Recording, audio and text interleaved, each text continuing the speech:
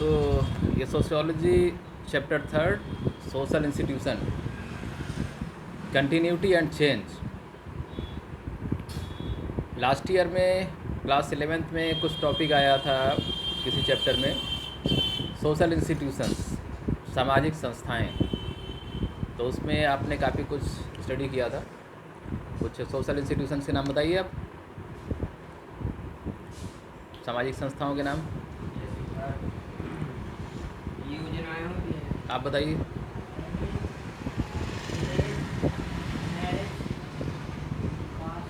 Okay, right.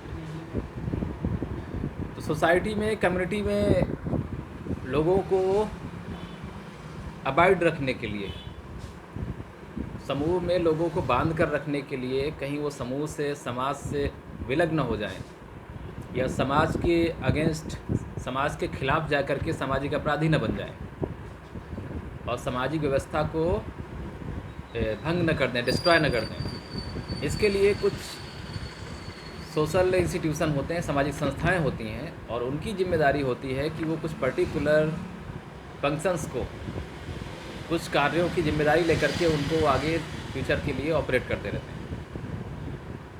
इन्हीं को बोला जाता है सामाजिक संस्थाएं या social institution. Main social institutions में जैसे अभी आपने बताया फैमिली, ये सबसे इम्पॉर्टेंट और बहुत ही ज़्यादा आप ये बोलेंगे कि एक कॉमन इंस्टीट्यूशन है। फैमिली, परिवार सबसे बेस्ट एग्जांपल है, सबसे फेमस है, सबसे ज़्यादा ये वर्किंग में है और सबसे ज़्यादा यूज़फुल भी है। दूसरा इसी फैमिली से साथ में ही अटैच है, उसको बोलते हैं हम लोग किनशिप, नातेदारी या रिश्तेदारी। रिश्तेदारी, नातेदारी भी एक सोशल इंस्टीट्यूशन है, और ये भी सोसाइटी और कम्युनिटी को बांध के रखने के लिए, लोगों को आपस में एक दूसरे से मेल जोल बढ़ाए रखने और एक दूसरे के लिए कोऑपरेटिव रहने के लिए इंस्पायर करता है। तो ये भी एक सोशल इंस्टीट्यूशन है, नातेदारी, रिश्तेदारी या किनशिप। और नेक्स्ट है जो आपकी इसी चैप्टर में स्टडी आपको करनी है, caste, casteism, caste system Indian society में। क्योंकि आपको पता है आपकी बुक का नाम क्या है, एक बार उसको पलट के देखिए, इंडियन सोसाइटी। तो इंडियन सोसाइटी पढ़ रहे हैं तो कास्ट के बिना, कास्ट की स्टडी किए बिना आप इंडियन सोसाइटी, हाँ, इंडियन कम्युनिटी की स्टडी अधूरी है आपकी।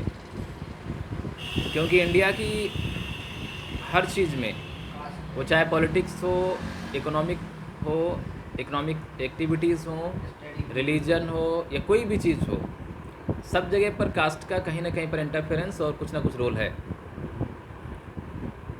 Without casteism you can not believe any function and any activity, either it is the political, religious or economic in India. Caste played a very vital and very big role in each and every activities. चाहे अनचाहे जाति यहाँ पर हर जगह पर अपना छोटा या बड़ा रोल निभाती है, और कभी कभी हम इसको लेकर के बहुत ज़्यादा एग्रेसिव भी हो जाते हैं, आप डिमोरलाइज भी हो सकते हैं, या हो सकता है कि एक्सट्रीमिस्ट हो सकते हैं, चरमपंथी हो सकते हैं जाति की इस तरह की व्यवस्था को लेकर के। लेकिन अगर सोशियोलॉजी का आप स्टडी कर रहे हैं तो ये आपको कंफर्म होना चाहिए कि इंडियन सोसाइटी कास्टिज़म के बिना और कास्ट के बिना अधूरी है। अगर आप सोशियोलॉजी का स्टडी कर रहे हैं तो कास्टिज़म को जानना, उसके रोल को पहचानना, ये बहुत इंपॉर्टेंट है। इसीलिए इस चैप्टर में, चैप्टर थर्ड में, कास्ट को भी ब्रॉडर वे में एक्सप्लेन किया गया है और इसकी पूरी स्टडी की गई है, इस पर पूरा फोकस किया गया है। और एक लास्ट बचेगा, उसका भी इंडियन सोसाइटी में बहुत बड़ा रोल है। 1950s तक, या आप कह सकते हैं कि जो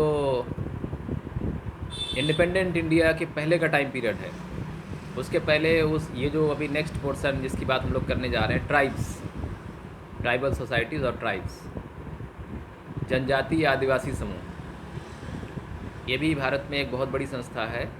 और इतनी जनजातियों की संख्या है, इतने ग्रुप हैं कि अभी भी उनके ऊपर रिसर्च और स्टडी लगातार जारी है।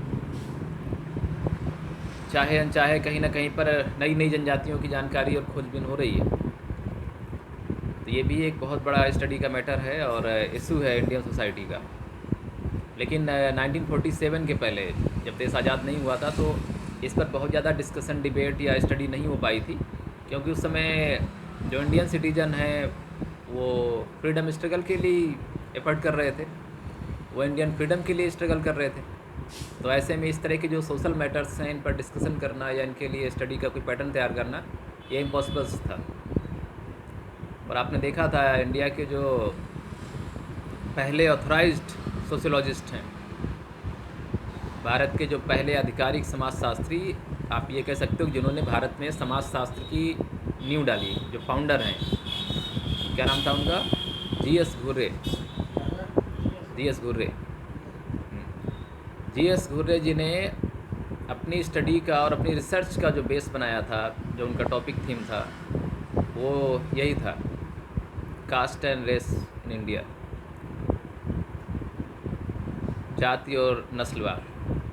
इसी को आधार बना करके उन्होंने रिसर्च की थी, क्योंकि वाकई में इंडियन सोसाइटी को अगर समझना है तो कास्टिज़म को और रेसिज़म को समझना और इस पर पूरी तरीके से नॉलेज गेन करना बहुत इम्पोर्टेंट है।